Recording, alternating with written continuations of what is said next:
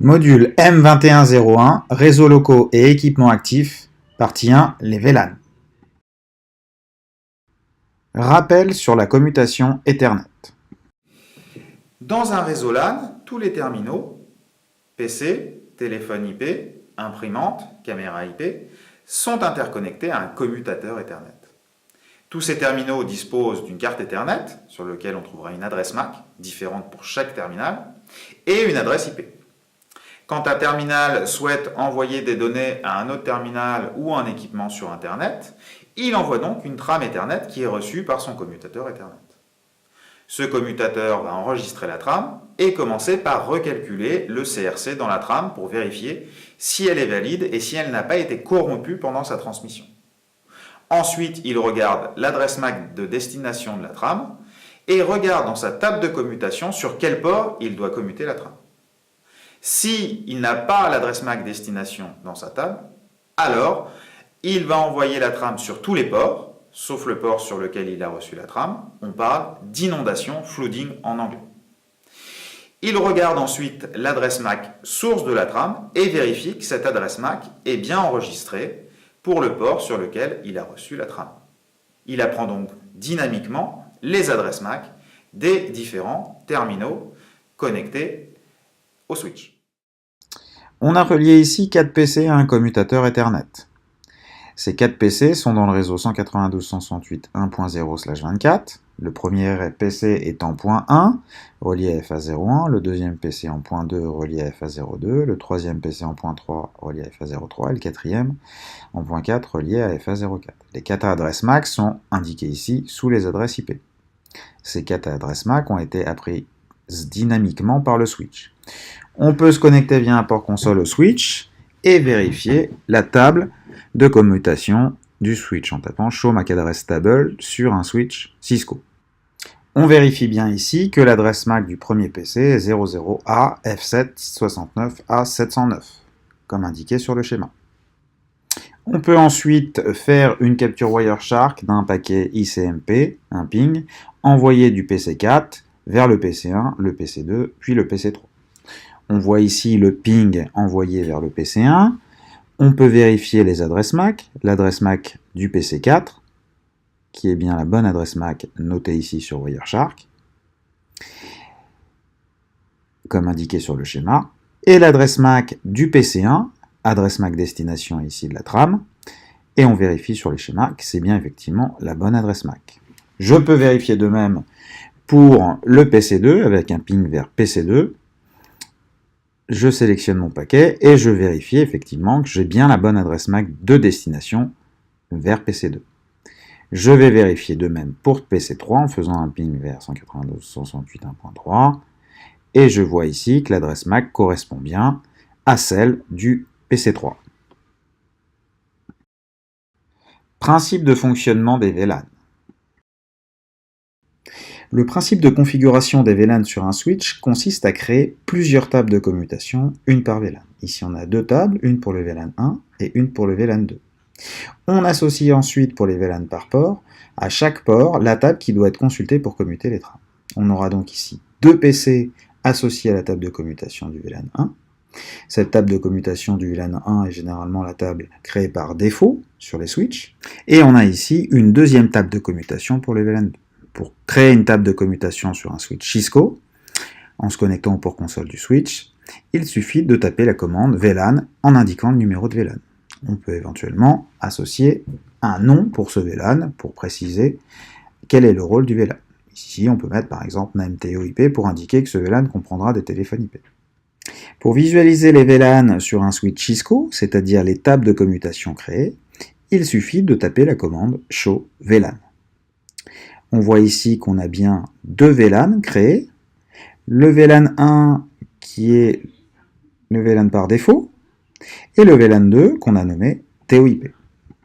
Le switch comporte ici 8 ports Fast Ethernet et 1 port Gigabit Ethernet et on le voit qu'ils sont tous associés à la table de commutation 1 du VLAN par défaut. On peut bien évidemment changer la table de commutation qui doit être consultée quand une trame arrive sur un port. Pour cela, sur un switch Cisco, on doit tout d'abord se placer sur l'interface qu'on souhaite configurer. On tape ensuite la commande switchport mode access, dont on verra la fonctionnalité quand nous aurons décrit la norme 802.1q, et on indique en switch qu'il doit consulter la table de commutation du VLAN 2 pour ce port, avec la commande switchport access VLAN 2. On reprend ensuite les deux mêmes commandes pour le port FA04 pour indiquer au switch qu'une trame arrivant sur ce port doit être commutée en regardant la table de commutation du VLAN 2. On peut maintenant revérifier l'attribution des différents ports aux deux tables de commutation en tapant la commande show VLAN. On voit ici que les ports FA03 et FA04 ont bien été attribués à la table de commutation numéro 2. Le switch n'apprendra donc pour une table de commutation que les adresses MAC des équipements connectés à cette table. PC4 et PC3 pourront donc se pinguer, puisque les adresses MAC seront enregistrées dans la table de commutation du VLAN 2. Par contre, PC4 ne pourra pas pinguer ni PC1 ni PC2, car ils sont associés à la table de commutation du VLAN 1. On peut effectuer un test. En pingant ici de PC4 vers PC3, on voit que le ping passe. Par contre, si on ping de PC4 le PC1 ou le PC2, on voit que le ping ne fonctionne pas. On peut vérifier sur le switch les adresses MAC apprises pour chacune des tables de commutation en tapant la commande show MAC address table et éventuellement en sélectionnant que les interfaces Fast Ethernet. On voit ici que pour la table de commutation du VLAN 2, le switch a bien appris dynamiquement les adresses MAC de PC3 et PC4. De même, pour la table de commutation du VLAN 1 et le PC1 et le PC2.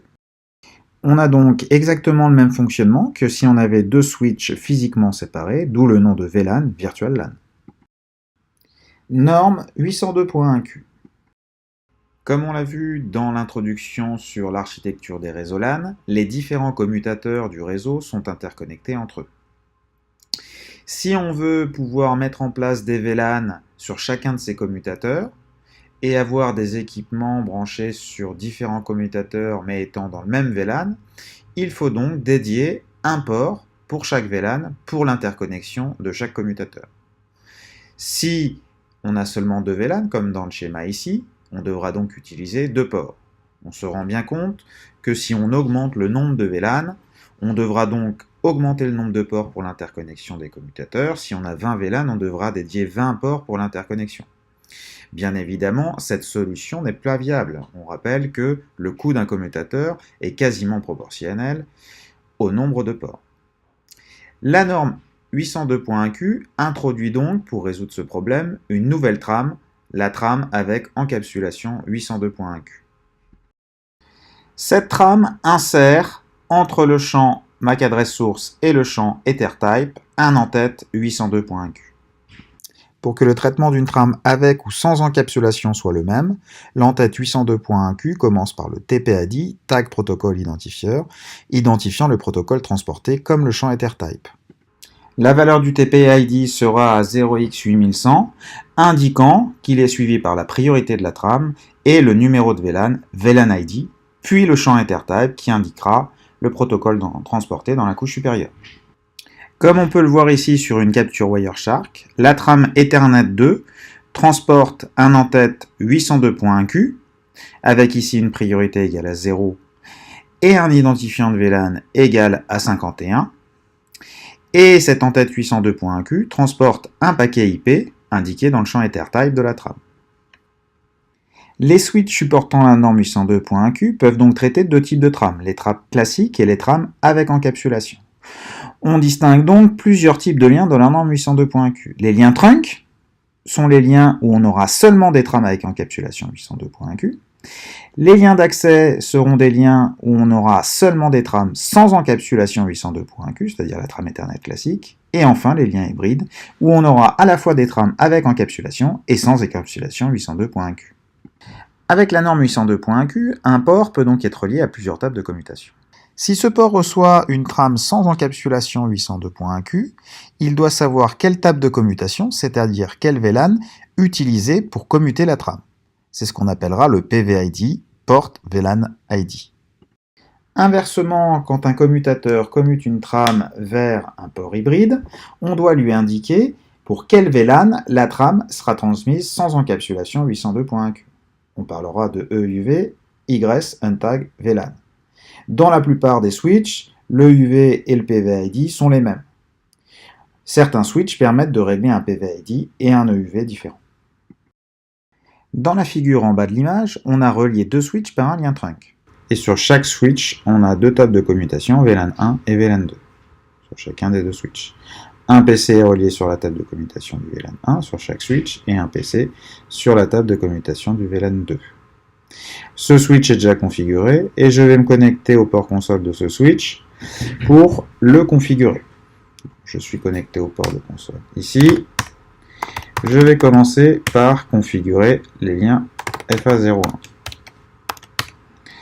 Switch port mode access. J'indique donc qu'il s'agit d'un lien d'accès. Les trames circulant sur le lien seront des trames classiques sans encapsulation d'attingu, qu'on notera par la suite NT pour non tagué. Je vais indiquer ensuite quelle table de commutation doit être associée quand il reçoit une trame. On l'associe au VLAN 1. Je vais faire la même chose pour l'interface FA03. Access mode access. Port access VLAN 2. J'ai donc défini qu'il s'agit d'un lien d'accès et j'ai indiqué qu'il faudra consulter la table du VLAN 2. Et ensuite, je n'ai plus qu'à configurer mon port 2, switch port, mode trunk, indiquant que sur FA02, nous aurons des trames avec encapsulation. C'est un lien trunk qu'on notera tag 1. Par défaut, sur les switches Cisco, on est relié aux deux tables de commutation. Je peux ensuite faire un ping du PC1 vers le PC2. Le switch va consulter la table de commutation du VLAN 1 et renvoyer la trame sur le lien trunk, qui sera donc tagué 802.1q avec le numéro de VLAN 1. C'est ce qu'on vérifie ici sur la capture Wireshark. On voit bien le paquet ICMP, le ping, et on vérifie bien que le numéro de VLAN est bien le numéro de VLAN 1. La trame est bien encapsulée 802.1q. Quand le switch recevra la trame, il regardera l'ID de VLAN dans l'entête 802.1q et comprendra qu'il doit consulter la table du VLAN 1 pour commuter la trame. Je peux faire de la même façon un ping du PC en 1.4 vers le PC en 1.3 et vérifier que la trame est encapsulée 802.1q avec le numéro de VLAN 2. Je vérifie bien sur la capture Wireshark du ping de PC4 vers PC3 que l'ID de VLAN est bien l'ID numéro 2. Implémentation de la norme 802.1q chez les constructeurs. Chez les constructeurs de switch, on distingue deux grands types d'implémentation des VLAN.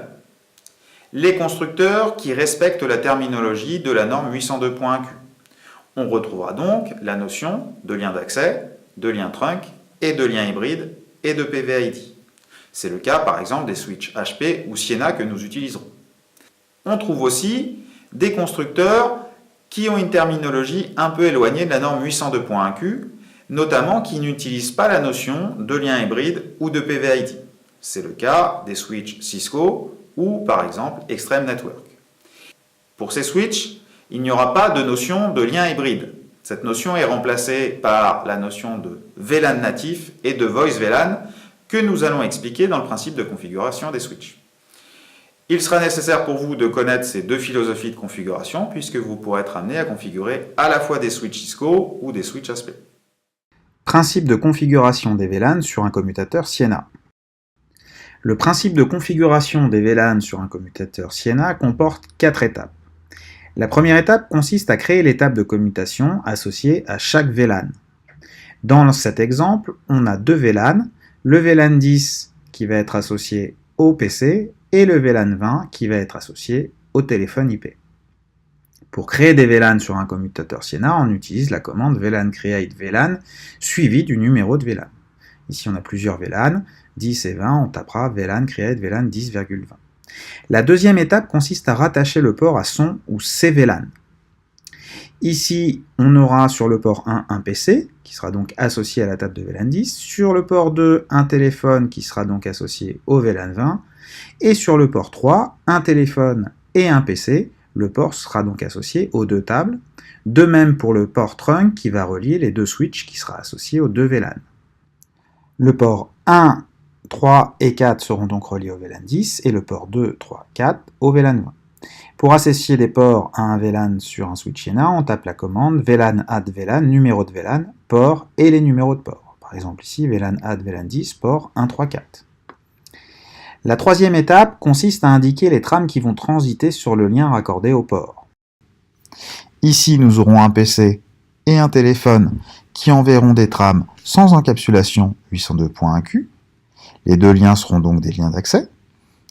Ici, nous aurons un PC qui enverra des trames sans encapsulation 802.1q et un téléphone avec des trames avec encapsulation 802.1q avec le numéro de VLAN 20. Il s'agira donc d'un lien hybride. Et ici, nous aurons un lien trunk avec des trames avec encapsulation 802.1q. Pour configurer sur un commutateur Siena le type de lien, on utilise la commande port7port, le numéro de port, acceptable frame type, et untag-only pour les trames sans encapsulation 802.1q, tag-only pour les trames avec encapsulation 802.1q, et all pour les deux types de trames. Par exemple, pour le port trunk numéro 4, on utilisera la commande port7port4, acceptable frame type, tag-only. Enfin, la dernière étape consiste à indiquer pour les ports qui acceptent des trames sans encapsulation 802.1q quelle table est associée à la réception de ces trames, c'est le PVID. Pour le port 1, comme pour le port 3, les trames arrivant sans encapsulation 802.1q devront être commutées vers le VLAN 10, et pour le port 2, les trames arrivant sans encapsulation 802.1q devront être commutées avec le VLAN 20. Sur un commutateur Siena, on utilisera la commande port7port, numéro de port, PVID, numéro de PVID. Par exemple, port7port2, PVID 20.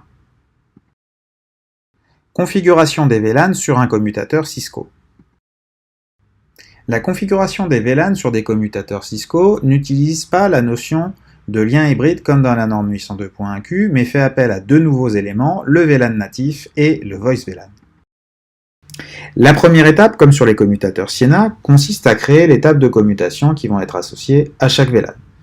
On a repris ici le même exemple que pour la configuration des commutateurs Siena, à savoir deux VLAN, le VLAN 10 et le VLAN 20, le VLAN 10 étant associé au PC et le VLAN 20 étant associé au téléphone. Pour configurer les tables de commutation sur un switch Cisco, on utilise la commande VLAN et le numéro de VLAN, ici VLAN 10,20.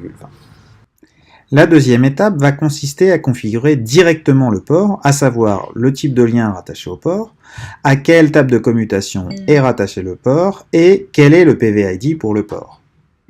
On notera qu'on pourrait utiliser la commande interface range pour configurer en même temps un ensemble de ports. Si le port est relié à un lien d'accès, comme par exemple ici le PC sur le port 1 ou le téléphone sur le port FA02, on utilisera la commande switchport mode access pour indiquer que le PC ou le téléphone envoie des trames sans encapsulation 802.1q. Pour rattacher le port à sa table de commutation et pour indiquer la valeur du PVID, on utilisera la commande switchport access VLAN et le numéro de VLAN. Ici switchport access VLAN 10 pour le port FRA01. Le PC sera donc interconnecté à la table de commutation du VLAN 10 et le PVID pour ce port sera égal à 10.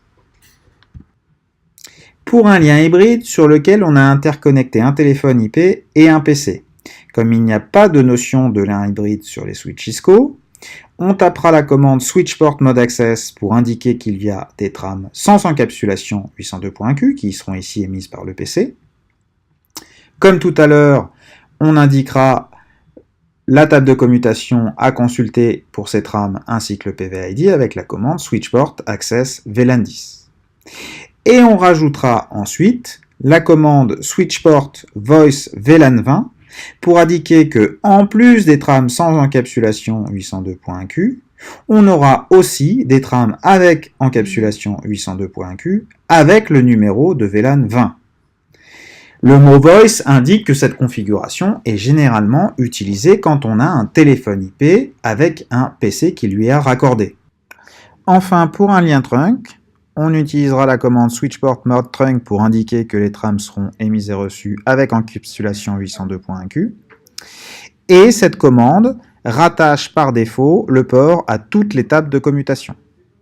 Si on veut limiter le nombre de tables de commutation auxquelles est rattaché le port, on utilise la commande switchport trunk load VLAN et on indique les numéros de VLAN auxquels on veut rattacher le port. Ici, 10 et 20.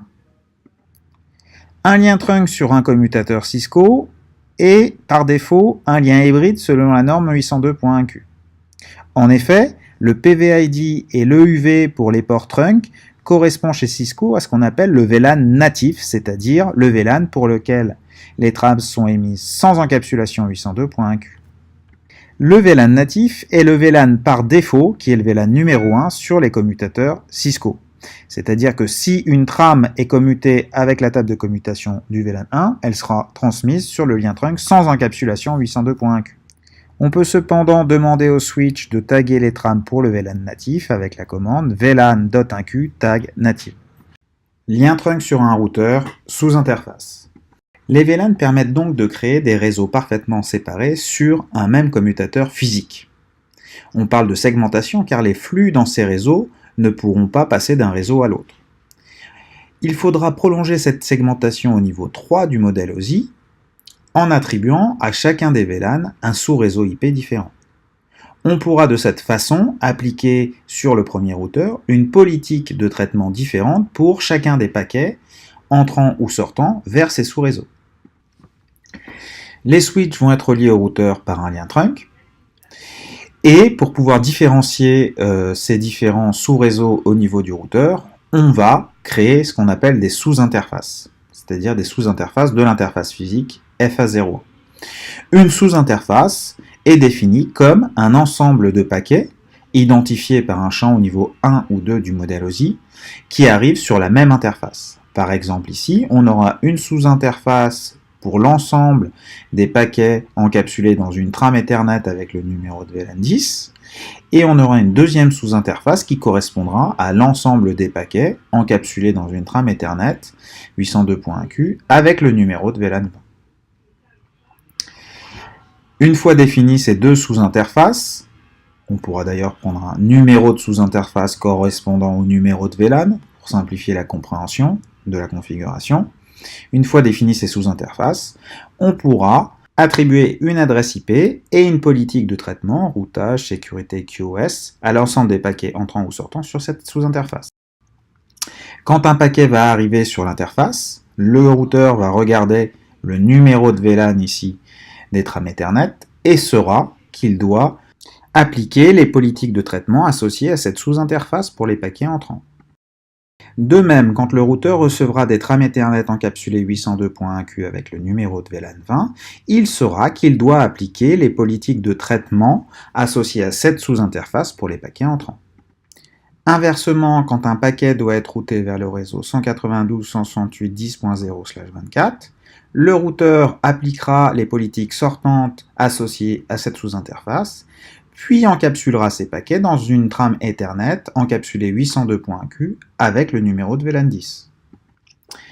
Pour configurer une sous-interface, par exemple sur un routeur Cisco, on vient noter le numéro d'interface, un point et un numéro de sous-interface. Ce numéro de sous-interface peut être quelconque, mais il est préférable d'indiquer comme numéro de sous-interface le numéro de VLAN, ce qui est plus simple pour comprendre la configuration. La première étape de configuration de la sous-interface consiste à indiquer pour quel numéro de VLAN a été créée cette sous-interface en tapant la commande encapsulation .1q10. On peut ensuite affecter une adresse IP sur cette sous-interface et appliquer les différentes politiques de traitement qu'on veut affecter aux paquets entrants ou sortants. Ici, on a appliqué une politique de filtrage sur les paquets entrants.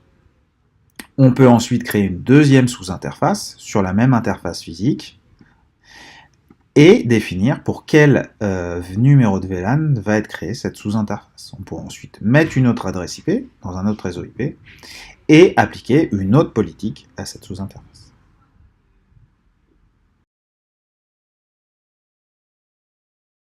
Comment décider des VLAN que nous allons utiliser dans un réseau?